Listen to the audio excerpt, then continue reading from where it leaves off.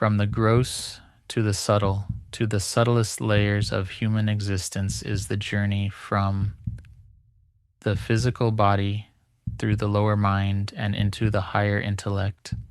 As we explored in the previous episode, the lower mind is the first subtle layer of human experience. It receives sensory input and generates automatic thoughts, emotions, and reactions, the antithesis of wisdom, logic, and higher reasoning. Though invisible to the eye, modern science views these qualities not as separate objects, but as emergent processes arising from the body's physical systems. It is subtle, yet deeply embodied. The lower mind, driven by passing thoughts and emotions, constantly asks, "What do I feel?"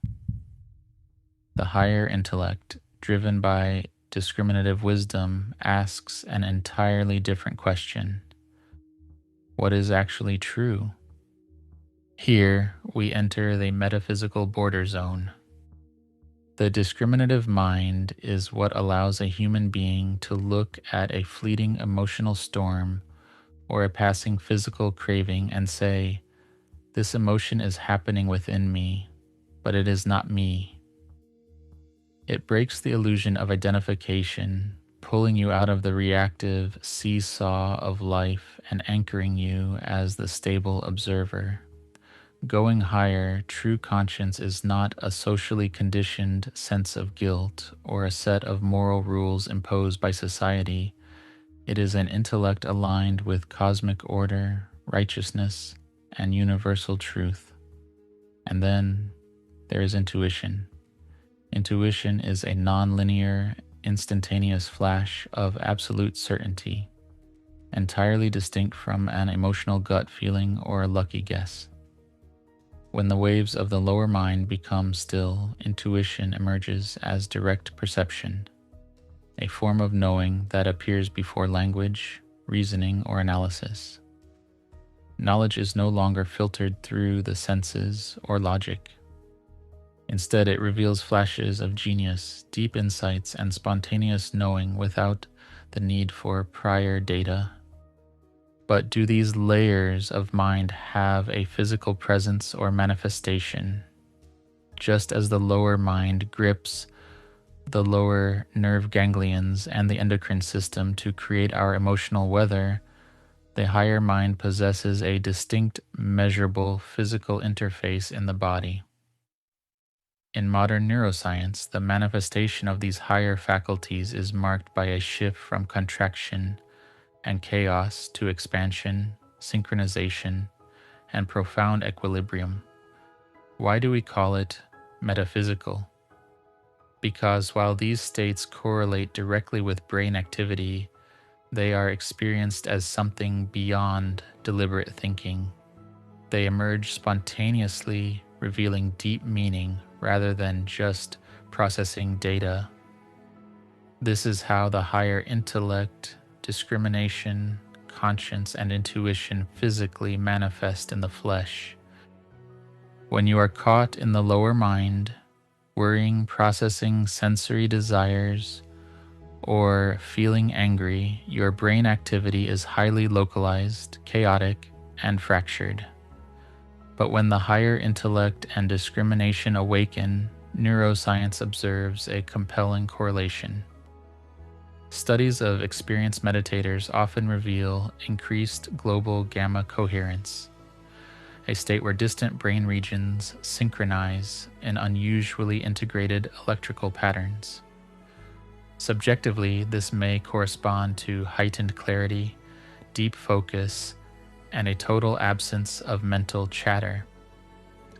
The brain operates with massive energy efficiency, clearing brain fog through large-scale, highly integrated neural synchronization. The lower emotions like fear and rage effectively hijack the amygdala and the primitive survival brain. The higher intellect, however, lives physically in the prefrontal cortex, PFC, the most evolved frontal part of the human brain sitting right behind your forehead.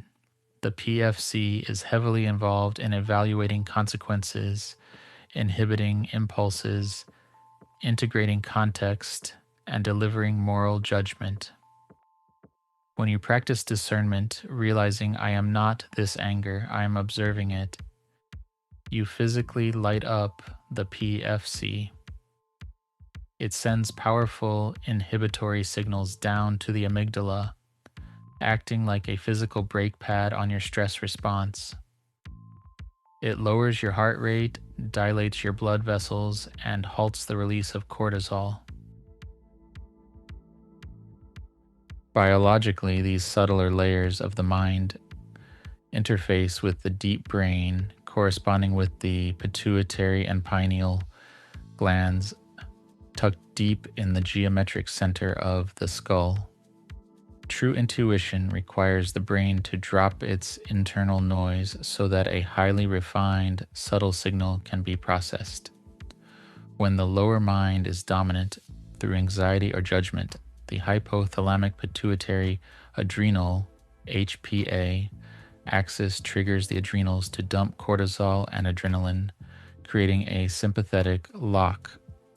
However, when we enter the profound, stilled states of consciousness associated with deep conscience and insight, the signaling pathways shift.